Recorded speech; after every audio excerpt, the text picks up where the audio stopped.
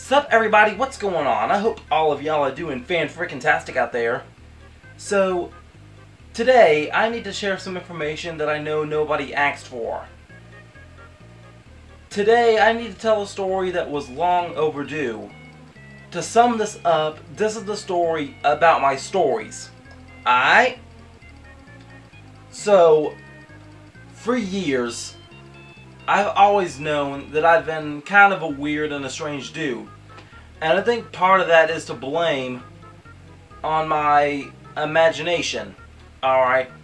Because if there's one thing that I liked about myself, it's how I had this weird, this strange, and this outlandish, off-the-wall imagination and creativity.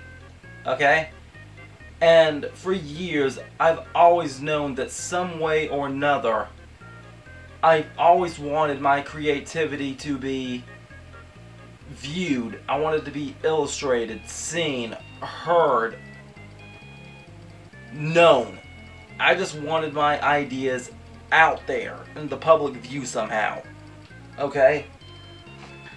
And I can say, thankfully, here on YouTube, SSP has given me that platform that I needed, and to this day, I'm calling SSP basically my imagination playground. This is the place where my imagination has fun. This is the place where my imagination runs wild. Right, but before I even started SSP, before I even started doing YouTube, my creativity still had its own outlet, right? And I think it all started in 2006. I was in the 6th grade. I was either 11 or 12 back then. Anyway, one day, my mom, she goes to a yard sale and she picks up a copy of Ernest Goes to Jail. Now back then, I still had a faint memory of Ernest. Like, I vaguely remembered Ernest. Very vaguely.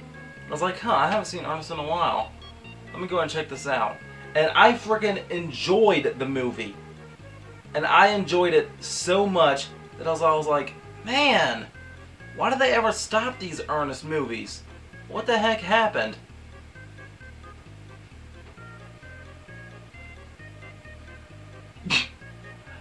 I'll get to that in a minute. Hold your horses, will ya? So, I had the idea, why don't I write my own Ernest books? Write my own Ernest books, and then who knows, maybe, just maybe, one day, I could send these books to Jim Vernay himself, and my books could turn into movies. Dream big, kid. Dream big. So, it wasn't until 2009 though, when I was a freshman in high school, that I was in the high school library and I looked up Jim Vernay and I found out that Jim Vernay had died 9 years earlier. So yeah, I found out 9 years late, but I had the idea 6 years late. Jim Vernay died in the year 2000. But at that point, I was like, man, you know what? I've already written so many books. Let me just go ahead and keep going. I'm liking this. This is enjoyable. Right. So I kept writing books until I reached a major writer's block in 2013. Now, if some of you haven't seen my in-depth video about talking about depression, there was a lot of bad stuff going on back then, right? And one of the bad stuff that was going on was me losing my friends due to a graduation situation, okay? And back then when I was facing that depression and facing my anxiety and facing my loneliness, all that was making me lose my drive, right? And it was also giving me this major writer's block. So creatively, I had no ideas, and even if I did have any ideas, I was not feeling the passion at all. I had no drive back then. And I didn't think about this back then. I didn't think about this till just today. Who knows?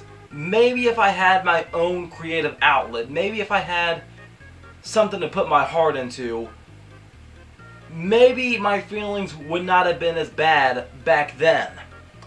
That's just a theory I had. But yeah, 2013 may have been the death of my book writing, but we all know what happened 2 years later in 2015. SSP got started and the rest is history. So, today, what I'm going to do is I'm going to tell you guys the books I've written in my past. Okay? And I wrote a lot more than just Ernest books, but I have these separated into 3 or 4 different categories. So, there's no way that I wrote down every single book. And there's no way that I listed these books in the order of when I wrote them. Also, keep in mind that for today's video, I'm not exactly telling you guys the story. I'm gonna tell you the title of the book, give you a brief synopsis, and if you can, try to picture in your mind these characters in that situation, okay? So, I think I know the first Ernest comic I wrote was Ernest Gets Lost. Yes, it starts with comic books. So yeah, there was Ernest Gets Lost. Basically, Ernest goes camping in the woods, he gets lost in the woods. Then there was Super Ernest. Basically, Ernest becomes a superhero somehow. Now, there was another superhero in this book called The Man, or The Man. And if I remember correctly, there was something about The Man that might have been the precursor to my Helpful Man idea. Possibly. That's just me thinking about it. Alright. Then there's Ernest Gets a Job. Basically, Ernest can't seem to find the right job. Okay, Ernest meets the Addams Family. We've crossed over into fanfiction territory at this point. Then there's Ernest meets Pee Wee Herman. Alright, I can't remember any more comic books that I've actually written, but there was something about comic books that just got on my nerves. I think it was the fact that I had to sit there and draw every box to be the correct size to put every picture I need inside of it and to still have enough room for the dialogue I need. Right? It was just very, very tiny for me and I did not like it one bit. So I adapted my game and I started writing my stories out and putting a picture of it at the bottom. Alright? And I think the first one I did was Ernest Is Gonna Pay. Now the thing about these Ernest books though, I had some recurring characters in it. Like I had your normal every episode character, right? And my normal Ernest characters was, of course, Ernest P. Worrell himself, Rimshot, his pet dog, Chuck and Bobby.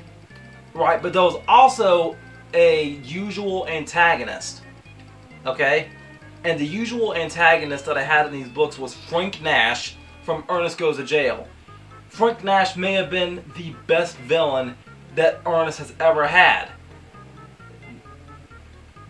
It's gotta be. It's gotta be. I mean, some could argue maybe it was Trantor, but no. You're basically fighting yourself when you're seeing Ernest versus Frank Nash. Alright, so Ernest Is Gonna Pay is how Frank Nash escaped from jail, and he found a way to team up with Trantor from Ernest Scared Stupid, and somehow or another, the turtle from Ernest Goes to Camp. So, yeah.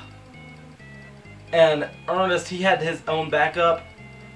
And Frank and his team, they had the mission to go and destroy Ernest P. Worrell. But Ernest, his clique was everybody that has helped him from the comic series. Or the comic franchise, if you will.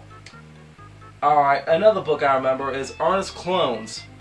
Basically, Ernest has clones with different personalities. Alright.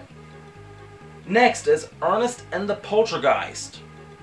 Alright, so the thing about Ernest and the Poltergeist is, like, most of my Ernest books featured Family Guy mimicry. Now, I did have some of my own ideas incorporated in there, but there was a lot of Ernest and Family Guy connections at that time. Okay? However, the thing about Ernest and the Poltergeist, you would think that it's based off the Poltergeist movie, and you'll kind of be right, but back then I didn't watch the Poltergeist movie. I was going based off the Petergeist episode. So yes, I made a parody of a parody. That's parodyception at its finest. So yeah, then there was Intergalactic Ernest. Basically, Ernest goes to space. Next, Ernest and the Mummy. Ernest goes to Egypt, encounters a mummy. Next, I, Ernest. Basically an Ernest and iCarly crossover. Now, I don't have this one written down, but it just came to me today. Honey, I Shrunk Ernest. Basically, Ernest becomes tiny and... Alright, Ernest the Third Mario Brother. Ernest teams up with Mario and Luigi as Bowser teams up with Frank Nash. Alright, Ernest Halloween Special. I remember that there was Trantor's son. Trantor had a son, apparently. Ernest and the Christmas Carol, or Ernest Christmas Carol. Ernest himself was not Scrooge.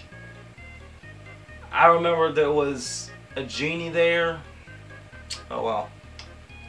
Next is Ernest Plays the Game. I think I wrote a comic book of that first. I can't remember. But Ernest Plays the Game, though, I think that was 2009, and I wrote that book shortly before WrestleMania 25. And that was about how Ernest teams up with Triple H to take on Legacy of Randy Orton, Ted DiBiase, and Cody Rhodes. Alright, and then there was Ernest Meets the Three Stooges. Alright, now, I didn't just write Ernest books though. I wrote other books as well, right? For example, The Super Death Game. Some of you have already heard me talk about this plenty of times here on SSP. Right? As of right now, the original copy is in this book. It's in this binder. But I am still writing the, I'm still rewriting it though. Who knows? Maybe for the Halloween special, I might be able to read the original copy, but we'll get to that in a minute. Right? Storyline of this is a whole bunch of superheroes fight a whole bunch of horror icons and horror monsters. Now, another book I wrote, which I'm not quite sure if it was the last one I did or not, but it's called Cooper and the Bandit. It's a crossover between Smokey and the Bandit and the Sly Cooper games. And when I wrote that one, I think that was the first book I wrote in first-person view, I think. Not only did I write it in first-person view, I separated the book into different perspectives to tell the story. Right? Now, I was also a big Chuck Norris fan back then. Alright, so I wrote a few Chuck Norris books as well. Okay? There was actually 3, but for now I'm only going to list 2 of them. One of them was technically a 3-part series called the Chuck Norris Halloween Special. Basically, Chuck Norris finds himself in a situation where he has to go and face these different horror monsters by himself.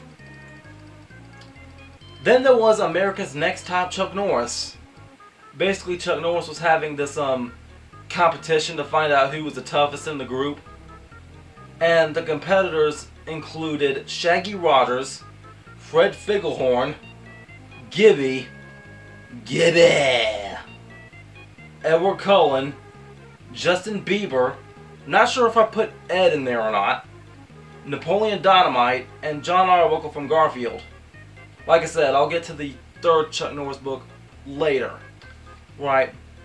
Now, I did have some original ideas as well. I think the first non-Ernest book I wrote was probably Cinder. Yeah, I think it was Cinder. It was basically a dude version of Cinderella, and I think all I did was just rip off an episode of Garfield and Friends. I can't remember. No, yeah, I did rip off an episode of Garfield and Friends. Yeah, I did. Now, I did have some original ideas in mind as well. One of the characters I created, or one of the stories I tried making, was a character by the name Nuke Lee.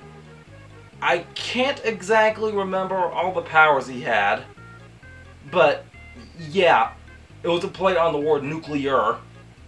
Then there was Super Spectre. Basically, he was just a ghost acting as a superhero. Basically, Danny Phantom. But then there was Slaughter Stoppers, and there was a sequel to it as well. The thing about Slaughter Stoppers was, I remember there was this preteen vegetarian girl who was living with her uncle who happened to be a butcher, and she finds some talking animals that somehow or another become this team of animal superheroes somehow. So, the team included a cow, I want to say a pig, a chicken, not sure if there was a duck there or not, but yeah. And I think in the sequel there was a kangaroo that joined the team. I know specifically the team went to Australia for the sequel. I know that much. I think there was a kangaroo in the sequel, and there was also a koala bear in the team. My memory's very fuzzy with this. So, yeah. I also had some versus books as well, okay? Basically, 2 people there to tell the story to fight each other. Alright. I had Medea versus Chuck Norris. The ending of that one was insane. Let's see here. I think the second one I did after that was Wayne and Garth versus Beavis and Butthead. Iron Man versus the Terminator. Jaws versus the Kraken. And Michael Myers versus Stone Cold Steve Austin. Guys, I'm sorry, this video is very unorganized. I just remembered some characters that I put in those Ernest books, right? Because the thing about those Ernest books were that I was always going to try to find a way to incorporate a celebrity or a character into the storyline. Alright, the characters included but were not limited to the likes of Ben Stiller, Darth Vader, Eddie Murphy, Jim Carrey and his mask, Adam Sandler, Red Fox, Snoop Dogg, I think I might have put Sandra Bullock in one, Buzz Lightyear, Marvin the Martian, Luke Skywalker, Oprah Winfrey, Aladdin's Genie, Simon Cowell, John Madden, and Donald Trump. Now the thing about Donald Trump though was Donald Trump played a boss character, alright? Now, back then, I had no idea about what politics were. The only reason why I put Donald Trump in there was basically because he was just a billionaire. He was a good billionaire character, and he had that show of The Apprentice going on, and he would always say, "You're fired." So Donald Trump became a good boss character at that time, but looking back now, I gotta wash my hands clean of that. Okay, if I'm ever to rewrite some of these books, I can't have Donald Trump be that character anymore. I'm sorry, it's too political, and I can't do that no mo. I cannot do that no mo. So, yeah, as far as these books go though, I don't have any copies of any of them. Except for the Super Death game right here. Okay?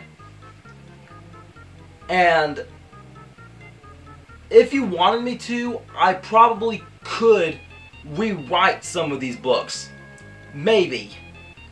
Because before I knew professional wrestling was the route I wanted to take, I knew for some strange reason I wanted to be an author. As a matter of fact, I think I almost got one book published. And it was a book I haven't written down. It was Humpty Dumpty Returns. Somehow or another, it was an in-depth story about how Humpty Dumpty came back to life. So yeah, I'm just brainstorming right now. What if one day I was to rewrite these books and read them here for SSP?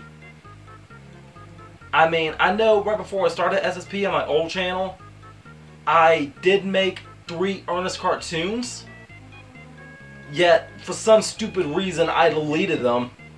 But I think my animation skills, they suck, okay? They suck. And if you want an example of that, just take a look at my World's Weirdest Christmas Carol. So, yeah. If any of you liked the ideas that I shared, leave it in the comments below about which one was your favorite and what you would like to see me do with these ideas as far as the future goes here with SSP. I'm not sure what I could do with any of them, except possibly read the books and showcase an illustration of them. And I think maybe, possibly for the Halloween special this year, I might be able to read the original Super Death game, because I'm still in the process of rewriting the story anyway to fix all the issues and the bugs, but one thing at a time. So I think if I was going to be able to read some of these stories for SSP, I think if anything, reading the original Super Death game will be a good test to see if it could work or not. But it's whatever you guys want. And yeah, there's enough books here to make its own series, pretty much. I can't call it story time though. I don't think so. So yeah. And until next time, I guess just be outrageously optimistic year round, I guess. I've ran out of stuff to talk about. Booyah! I'm out.